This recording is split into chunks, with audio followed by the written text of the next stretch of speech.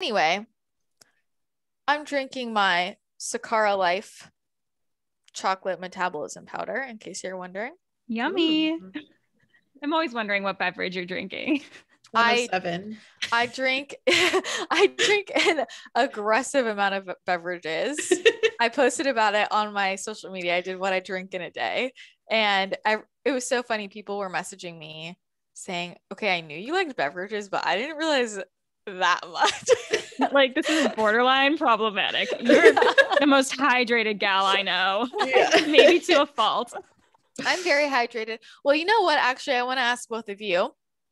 So I think this is an interesting conversation. You know how, okay, so I learned in nutrition school. If I learned in nutrition school, for every caffeinated beverage somebody drinks, that it dehydrates them, so they need to drink more water to compensate.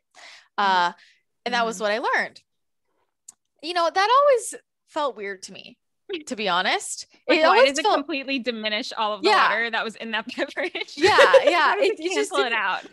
but I feel like, and that's something I learned, like, yeah, in school, but then also outside, just like doing health research, right? And then I've noticed recently a lot more functional doctors coming up and talking about water, and they're like, caffeinated things do not dehydrate you. That also counts as water intake. And so I think it's this really interesting conversation that's coming up, like another nutrition battle. We're moving to water. So you know what? I just want to know what y'all think. Do you think that my coffee counts as water intake, or do I have to drink extra water to make up for it? Here's what I think got skewed at some point in our society is like, if you're just drinking straight up coffee, then that's bad. If you're just drinking straight up soda, that's bad. But that does not necessarily mean, I think people are like, oh, for every coffee you have, you should also just have water, or like every soda you have, you should just have water. In my opinion, that's to like flush out anything from the soda you had. But like, well, I think, well, the thing is, it's like, because they're like, if it's a diuretic. So the idea is, if I drink coffee and then or like tea, dandelion tea, and then it makes me pee a lot, and then I'm just losing water. I think that's where it comes from. So it's like needing extra hydration. But I also, to be honest, don't like believe in like, I learned drink half your body weight in pounds, in ounces per day. And I'm like, I don't really believe in that. I mean, I drink more than that. But I also think about most of what I eat is water, like water rich foods. And I don't see why. I feel like if I was a caveman, I wouldn't be guzzling down 100 ounces of water. You know what I mean? It's like, I would drink when I'm thirsty. I used to tell all of my clients that as a trainer. I think the issue is, though, I think it's the issue of most of our population. Like, these things get contorted because most of our population has a problem with like not drinking any water at all. Yeah. And so it's like, please, at least like, you need some guidance. So here's like a very generalized minimum. But then I don't think like you're gonna have organ overly failure. healthy people. Yeah. The overly healthy people then take this advice. Exactly. You know, and it's like, no, we're talking to the average American. Like, I know. Well, I never drank water until I was 20 years old. Like, I never drank plain water. I would only drink like orange juice, milk, soda. Juice. Yeah, juice. And it's so funny. I was talking to my friend here in San Diego a couple weeks ago, and she did, what's that challenge people do? Like 75 hard or something. Do you know what that is? I know what you're talking about. It's like a thing. It's like a big thing. People and everyone's doing it. Yeah. And so she's telling me about it, and like she just drink X amount of water. And I'm like, well, how much water do you usually drink? She's like, I don't know, like a cup. I'm like, you drink a cup of water a day? She's like, yeah, I only pee like once a day. I'm like, I pee every 10 minutes. Okay, this is what I would also tell people as a trainer. Like, this I believe is true. If your pee is still yellow, please drink more water. Yeah. At least get it clear, and then, we can talk. Yeah. Unless you're taking B vitamins and you're like, that's true. But that's like a bright neon situation. Yeah. It's like a different, more alarming situation. Anyway, here's the thing though. Like, since I went from like hyponatremia, I used to drink way too much water. I was flooding myself, and I had all kinds of bad symptoms from it. And that was especially when I was really underweight, like when I was sick, and because I just learned like more water is better, and I overdid it. And a lot of my weird symptoms when I drank less water, and then I was like making sure I hit my half my body weight in pounds and ounces. And then I started to realize this, I'm like forcing myself to drink water. This doesn't make sense. I eat so many vegetables, like no. Yeah. And then the more energy work I started to do, and the more I was like kind of working with higher frequencies, and that was like a bigger part of my life, I just need so much more water. Like I just need it. And if anybody listening, like if you've ever seen an intuitive, I never understood this before I started doing this work, but they typically have like, we'll have like a big mason jar of water, right? And we're just like sipping water, like just drinking a lot of water. It's a thing. You're burning so much energy, so much light, and like needing to flush things out, clear things out, hydrate. So I drink a lot of fluids for that reason. And I really pay attention to my electrolytes. It's like a huge thing. I live off of Element. Hashtag not sponsored on my other podcast. I'm obsessed with it. I'm obsessed with it. I told Kelsey, I'm like, I cannot live without this. Like I cannot live without it. It's so good. That and Organifi, and I don't like plain water. I actually don't drink any plain water during the day. I drink Element, I drink Organifi, I drink things like this, like, my Sakara Life. So, but I get a lot of fluid in. Thank you for listening to my TED Talk on water. I love it so much. Yeah, my fiance, we just found out he has a dead kidney. So I've been learning lots and lots about this topic, like diuretics and fluids, and like a whole side of nutrition that I never really paid attention to, because I was like, oh, gut health is the most important. And now I'm like, oh shit, he has a dead kidney. What are we supposed to do now? And all these doctors were like, whatever, like, I don't know, don't drink coffee, whatever. And then we went to this specialist, a nephrologist, and we were trying to ask him, like, should we decrease his protein? Should he not drink coffee? All this stuff. And he was like, honestly, do what feels right for your body. Like, just totally intuitively, like, if you want water, drink water. If you don't. Like, yes, pay attention to if you're not drinking it at all, but you just kind of have to intuitively listen to your body. And I think, like, even me going through my own health journey and like trying everything and trying to measure everything and like, okay, how many glasses of water have I had, or how many like grams of protein or whatever, like I feel the best when I just totally listen to my body and do what that says. It shouldn't be that overwhelming. I love that a doctor said that first and foremost. Yeah, and it's shocked. Like if something as severe as your kidney is dying, you would have to believe that your body is giving you signals in some way. And so I think that's a really good point. It's interesting you say that, because there's somebody, mutual friend who had kidney disease, and I had a similar thing where I started, like, they were asking me and I was like, I have never looked into this. So I just kind of started trying to go down that rabbit hole. And it was so hard to find information. Like, and I'm like, wow, there's just like not that much. It was really hard for me. And I remember I like put together like a little packet for this person of what I could find, but it was sad to me. I was like, there's really not that much. And maybe it's because I think at the end of the day, that probably is the best advice, right? Like, really just listen to your body, eat well the same way you should with any type of condition, or just in general in your life.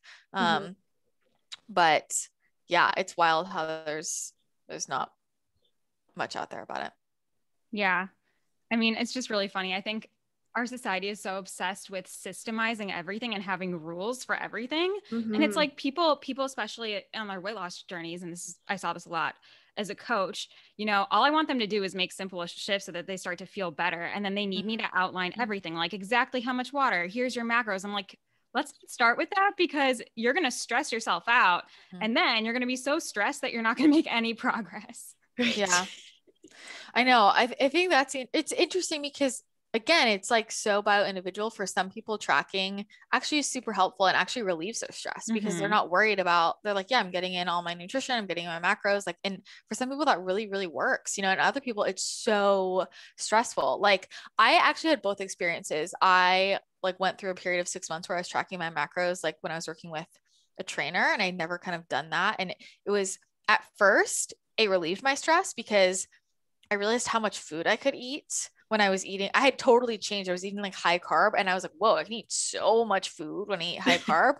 So it was actually like a stress reliever. And then after about like 2 months, I was so annoyed that I had to put my food in every time. And I was like, this is more stressful and I don't even want to eat because I don't want to put this in this stupid app. So I think it just depends on the person. I was talking to a friend I have who focuses on like weight loss and stress specifically. That's like really her niche. And she was saying that most people who come to her, like they're not losing weight because they're so stressed out from the tracking. Like that is the cause about losing weight. Yeah.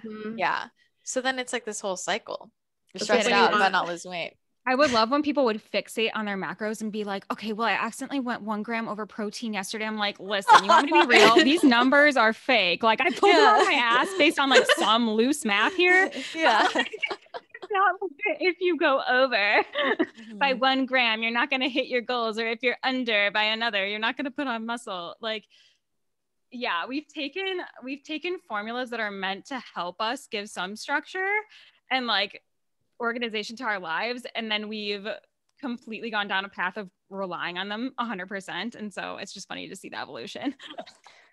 I feel like everything that I have learned has gotten like flipped on its head just over the last few years. And I was telling someone, I'm like, to be honest, this is my opinion. Like you can tell the difference between somebody who's only been in the research versus somebody who's actually worked with people, because once you actually work with a lot of clients, you realize there's a lot that, you know, you were ride or die by from the research and, you know, the scientific articles that just doesn't apply to everybody. And like, what are you going to do when you have a client where you're using all of your tools that are all science backed, but they're not getting the results they want? Like you have to go beyond that. I think that's important for people to know when they're receiving nutrition information of like, does this person have real life experience helping people? Because I know all of my beliefs completely changed. Like the more clients I saw, the more experience I had there, but then also the personal experience, right? Like there's so many people who feel like they're wrong. They're doing something wrong when they're following the exact science everybody says works, and you're not doing it wrong. It's like your body might just be different, you know? And I think like selling about individuality isn't sexy, but it's true, you know, because no one wants to be told it depends, but in reality it does. Yeah. But I mean, you're reading articles, and these articles were performed in a very curated environment. Like no human behavior or lifestyle is taken into account. And I just think that gets so overlooked. I mean, everybody is different. Everyone's lifestyle is different. So, well, I think that the person that those like the general health advice, and I'm not talking about like what the government is saying. I'm talking about real health advice. Okay. Like, the food pyramid. Yeah. Not the food pyramid, but not the falsified food pyramid, but you know what I'm talking about, right? Like if we're looking at the holistic health space, like, or people who are like actually looking at the scientific literature, who like those recommendations work well for are the people who those studies are mostly on, which is like the, you know, man who's over 25. Like that's who it's going to be most applicable to be honest, right? But we get more nuanced when people have chronic health conditions, when we're looking at women's hormones at different ages. Like we're all different individually, and then our bodies are also different at different times in our lives, and different times, I mean, for women, right, different times of the month. Like so I don't know, it's like really thinking about who is this advice really for, and how long am I going to continue to do the same thing because my brain is telling me this has to work, as opposed to like just trying something new because I haven't gotten the results I want. Classic example of this for me is the protein debate. Oh my God. How much protein do I need? Let's talk about it. It's too much. I mean, I used to be so into this too. And I'm like 0.75 to 1 grams per pound of lean mass, not total body weight, but it's like, are you working with a severely overweight client? Are you working with someone that's like extremely lean, a competitor? I mean, they're very different situations. And not to mention, like, I was very much in this bodybuilding community space, and there are people spewing out research and applying it to their lives, but like not a lot of research or studies have been done on bodybuilders specifically, because that's not who we need that information on. It's, you know, you know, the majority of the people that we're looking for health answers for are the people that are actually struggling with their health. It's, you know, standard American diet followers, people that need weight loss help or health help. And so, well, and people talk about high protein diets, but I'm like, but what's a high protein diet?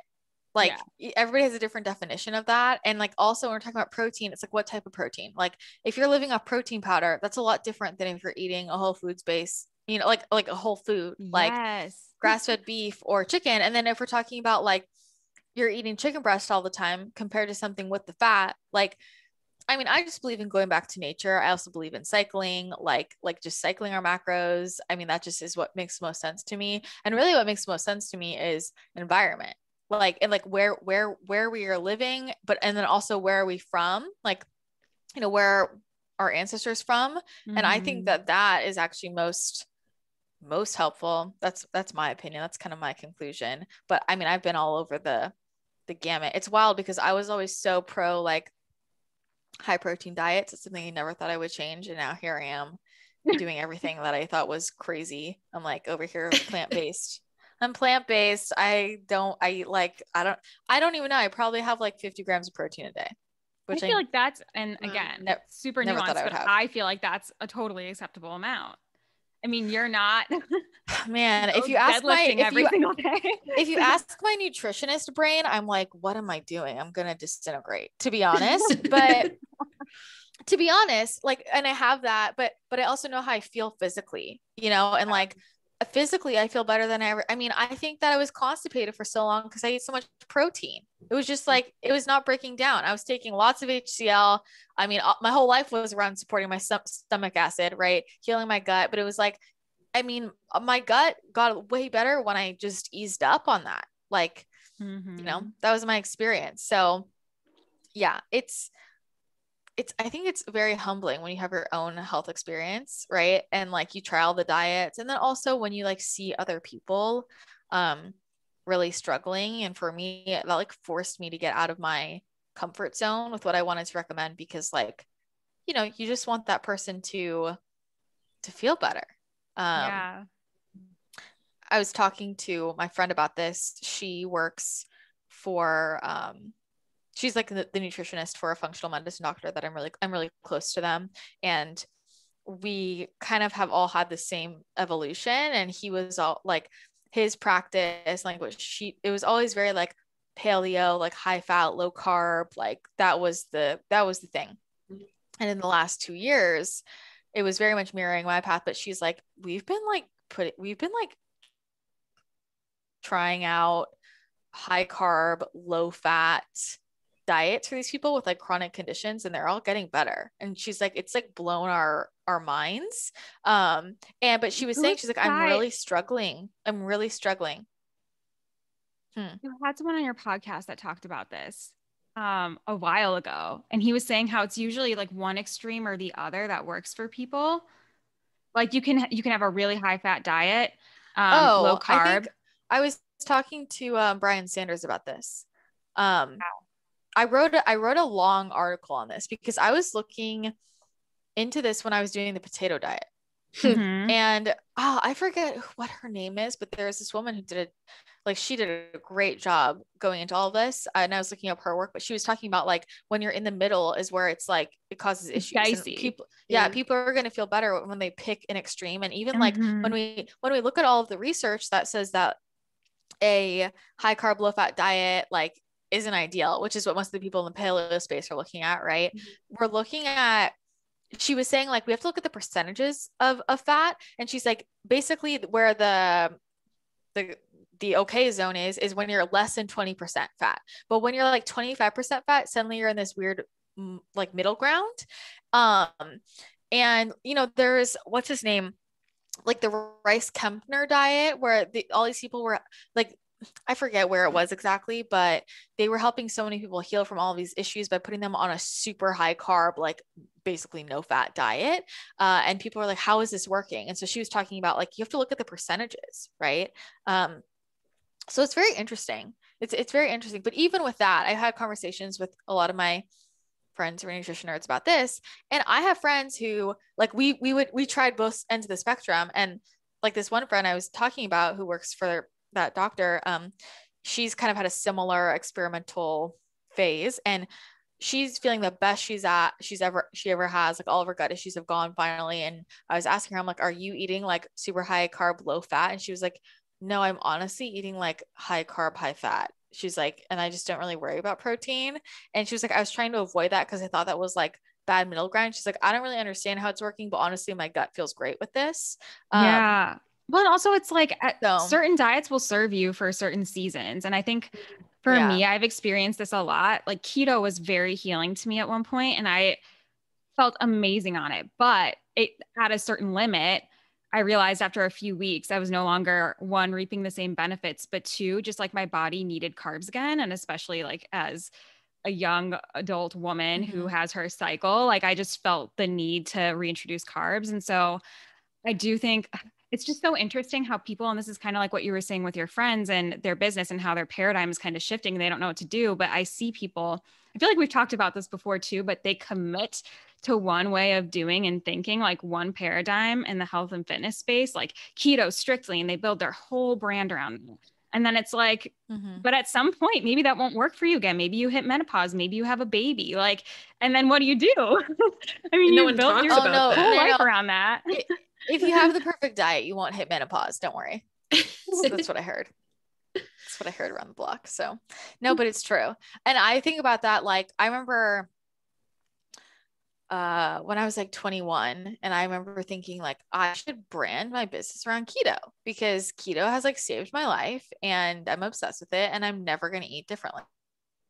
You always think that until you don't. Yeah. Uh-oh.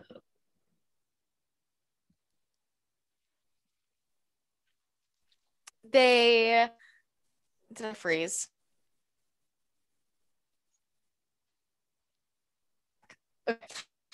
Everybody at that time branded like keto, everybody blew up. Like, so like if you change your podcast name to keto, whatever, it got to the top of the charts. Like, cause everybody was. Christina, you're breaking up kind of bad. Yeah.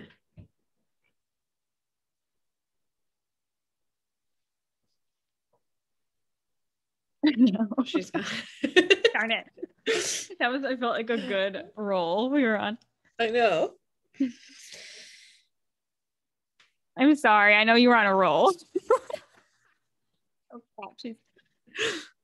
You're frozen again. Said. Still frozen? Yeah. You're breaking up. Yeah. And your video is frozen. Oh my God. Am I still frozen? It's like struggling, but it's slow. Try talking. There you go. Hello. Oh. Okay. Yeah, no? This is better. Yeah. Okay. It's weird because it's not freezing on my side. Oh, I hate that. So I can't tell. Oh, you're not freezing now. I'll chat Is you it normal? Yeah, you're good now. Okay, so like branding around. What was the last thing I said? You said you wanted to brand around keto. Yeah, you wanted to brand your podcast around keto. Okay, so when I was like 21, I thought maybe I should just make my brand something with keto in the name or even paleo, because I thought I love this. It totally healed me and I'm never going to eat a different way. Like that was just how I thought. But there was something in me that felt like I'm just nervous something might change. You know, I don't know, that I just felt like I'm not going to do that because I also thought about my intentions and I'm like, why would I really be doing that? It's because I know that would just get me more visibility. And I just felt like I was like, if that's my intention, I shouldn't change it just for that reason. Because it's a trend. It was a trend at the time. Well, but that's what people did. Like, because I was seeing this all around me, right? It's like everybody who was into keto, like they changed their podcast name, they changed their website. Oh my God, they branded to, and I bet you can think of some other people with other trendy diets who, people do this. And I'm not saying like it's bad. I'm just saying like, once you're locked into that, it's really, I have a number of friends who did that. Okay. And I'll use keto as an example because there are quite a few people who did this, who are close to me, who branded themselves keto. They blew up. Okay. And then, 2 years later, they're not eating keto anymore. They don't even like keto. And they're living like this double life lie. And they feel like if I change it now, everybody's going to like, that's their identity. And they feel like nobody's going to trust me if I change it now, Not personally, gonna lie, I had an account when I was keto and actually like Keto kind of blew Kelsey? up. It was Gone Keto with Kelsey or something like that. And it was like the closest I got to my Insta fame. And then like suddenly one day I wasn't keto anymore. It was like a 2-week run, like my 2 weeks of fame. And then I just completely dropped off the face of the earth because I was then no longer keto. I mean, that's how people found accounts though, right? Like if you have a good search term. And so if it's a something buzzword, yeah. Yeah. If it's but this is the thing, like with branding, if there's something that is a buzzword, like it's smart marketing wise to put that in your name, right? Like if you're going to name a program, you want it to be as clear as possible so that when people search it, they find it. But yeah, it's just taking responsibility for that of like, if I'm going to name my brand around this way of eating, if I ever change, like staying in integrity with that and being like, hey guys, like I'm changing this because actually this doesn't resonate. And that's totally fine. Like that's totally fine. I think that makes people respect you. Where I have an issue is when people are continuing to advise everybody to eat this way when they don't even believe in it anymore, So I'm just glad I didn't tie myself into any single diet clearly because I tried them all. But you would have a lot of rebranding. Yeah, I've already had enough rebranding. Yeah, without it. So, but yeah, I think I don't know. I don't know. I think a lot of but to me, I feel like a lot of the people who are so stuck on one diet, I'm like, have you worked with clients? Is how I feel. Because it worked on you. Yeah. I mean, I saw this all the time again in like the fitness and bodybuilding space, people preaching, this is exactly what you need to do to look like me. And someone who's new to that and just getting into their journey sees you and they're like, oh, you know what you're doing because you look like that. And you're telling me exactly what to do to look like you. I'm going to try this. And then they try it and it's not working. They're like, I must not be doing it well enough. Like I have to push myself harder. And oh God, that was one of my biggest pet peeves. I think does a great job with this. Alyssa Vitti, like her book In the Flow, like I think she does such a great job explaining like just like different macros that might feel better for you at different times in your cycle. I think that's such a good example of somebody who like explains how different things can work at different times. So just thought I'd plug that. Abbey, I'm curious, have you tried any fad diets? I know Christina and I, we really have done a lot of them. Yeah, I was going to say one, too, like when you're in this space as an influencer in air quotes, like you have a lot of responsibility, especially if your audience has chronic illness, because I definitely, as someone in that audience, like had to learn for myself that you can't just stick to that one. And I think it definitely held me back in my healing journey because I was like, I trust this person. Things that I've tried that they've talked about have worked for me in the past. Like they have to know what they're talking about. And then, like you said, you learn like, wait a minute, this person just ate sugar when I've been eating no carbs, no sugar for 2 years. Like, and I feel like shit. So like, I learned about paleo from Christina's podcast. Actually, that's how I found Christina. Yay. So yeah. And I did paleo strict for like 2 years, like no carbs, like was afraid of fruit. Like when I met Christina in person, she had to like give me a pep talk to eat an ice cream that had date sugar in it. She was like, Abbey, you're gonna be okay. You can always count on me to pep talk you into a dessert. I am that person. That marshmallow topping or peer pressure. Yeah, peer pressure. But I definitely had to learn, like I just kept getting more and more sick and paying for more and more doctors who like didn't deal with what I dealt with. And they were like, oh, this is what I learned in school. Here you go. Like follow this to a T. And I was like, God, I'm so sick of this. And I definitely fell into the camp of like high carb, low fat now, and actually reintroducing dairy, which I have not been able to eat my entire life. And now I can like drink a glass of cold milk and be fine, which is something I never thought I could do in my entire life. So I think you just have to like totally try things out. And if something's not working, you don't wait 2 years to try something else. Yeah. Are you doing like grains and stuff now? Yeah. I'm following the Ray Peat diet now. He's pro-metabolic. That's blowing up. Yeah, I feel like that's Yeah. been blowing up. Yeah, I mean, I feel freaking amazing. I've been like, this is the best I've felt since I got sick.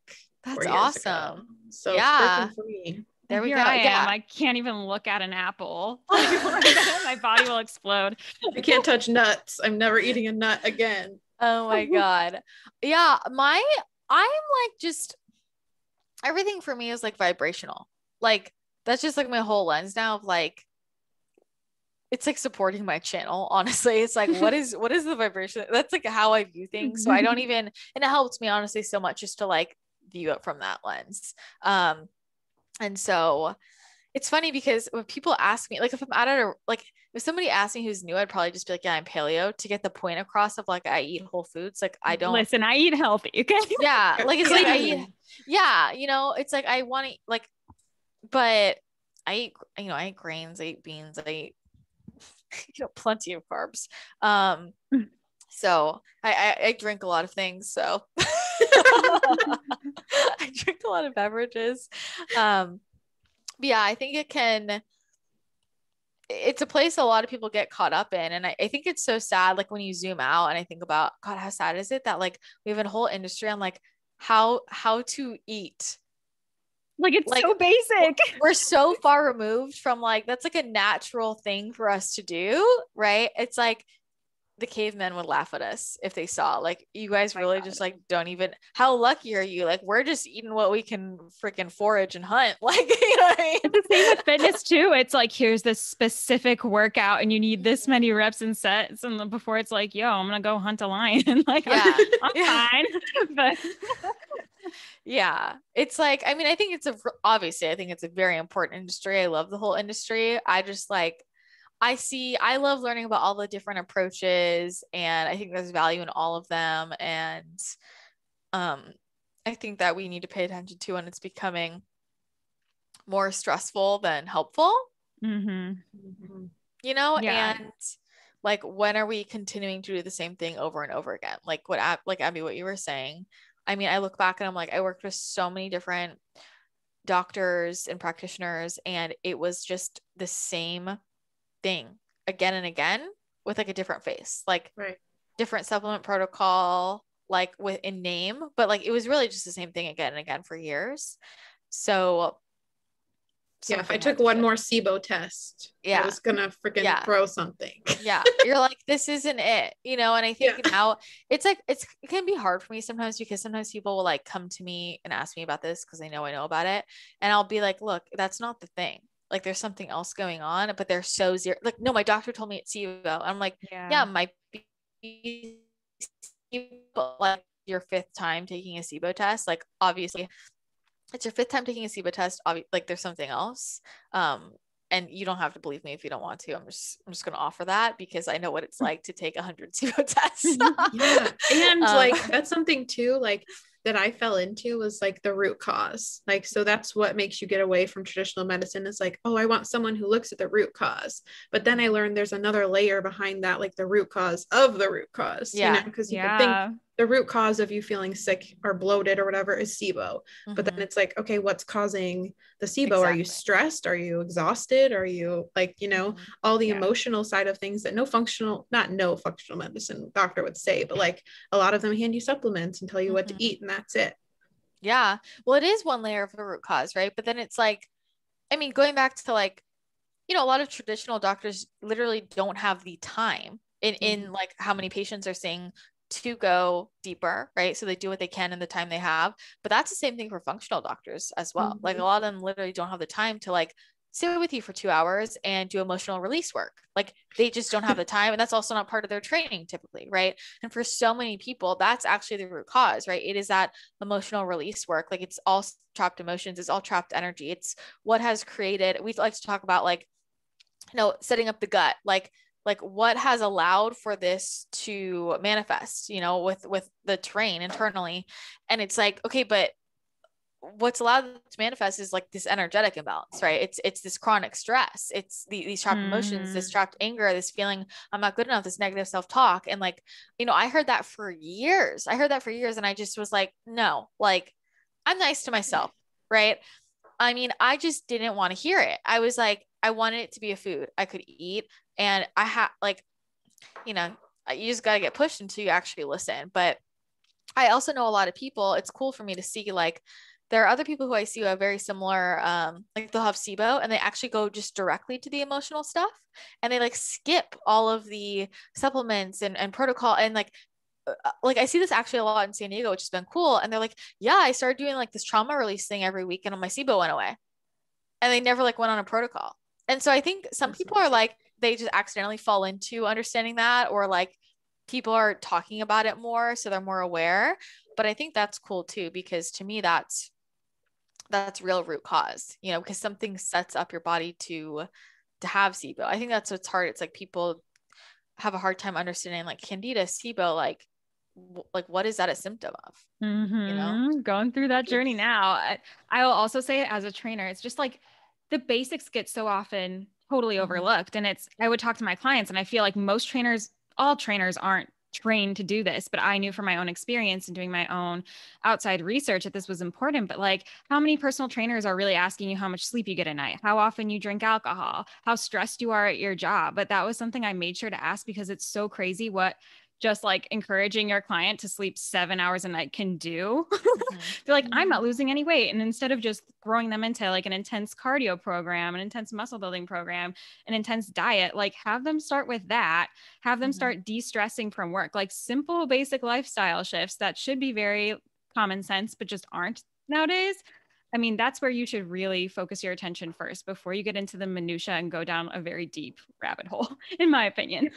Yeah, sleep goes a long way. I mean, that's something I did not have on lock for so long. Like, and that should have been nailed in, truly. Like step number one that people don't know. I feel like more trainers are becoming aware of that. Like, I feel like the trainers that I know all like, they're like, you're not allowed to work out if you haven't gotten 8 hours of sleep. Yeah. So I think people are much more aware of this than they used to be. But I will also say, kind of going off of this, something that's been like a relatively recent realization for me, just thought I'd share on the exercise route. Like I've always been so anti-cardio, like hated cardio. I was like, fuck cardio. We don't need it. Like whatever. This was like actually a very important piece of me understanding, like I actually do way more cardio now and I feel way better. Like, and I never thought, I just had to like find cardio that I liked, but like, I feel it actually has been so key for my digestive system, like running well. I was going to say for you, I feel like you have to almost digest all the energy you consume and work with every day. And that's a good release for it. Well, intuitively, I kept like getting guided, like to do more cardio. And I was like, like, and also because my adrenals were so stressed, I was like, I'm not going to do cardio that's going to stress my system. But it actually helped de-stress my system. And it helped, again, like me process everything. There's a reason why. And I don't really do much strength training anymore. I pretty much do I do Pilates, I walk a lot, and I do like cardio, like jumping things. Like I like jumping. I like jumping. It helps move a lot of stuff, but and it's fun for me. Like, and I think and I dance, right? It's like things that are really fun for me. And I used to not let myself do that because I was like, I'm going to fuck my metabolism if I do cardio. I was like, you know what I mean? And now I don't do any of the resistance training I used to only do. And it's like loosen my body up, if that makes sense, and like allows things to move through. And so it was this huge moment of like, when I just started doing like cardio more regularly, and not because of like, I have to do cardio. It's like, this just sounds fun and is actually like moving things through my body and releasing energy. I mean, my whole system has worked so much better. You heard it here. If you need to go take a good poop, do some jumping things. Yeah, truly. That's your new exercise regimen. Truly. So that's my revelation. Never thought I'd say that one, but I love it so much. I feel like this is a really interesting conversation, and we clearly are all very passionate about it, because I feel like we've all had our personal demons to battle in this realm. But I would love to hear if anyone listening has had a similar experience or where you're at now and what's your current routine. So reach out to us on Instagram, comment on our post about this episode going live. And we're super excited to see you again in the next episode. Make sure you leave a rating and review if you feel called. It really helps out the show. And yeah, thank you everybody for listening in. Bye, guys. Bye.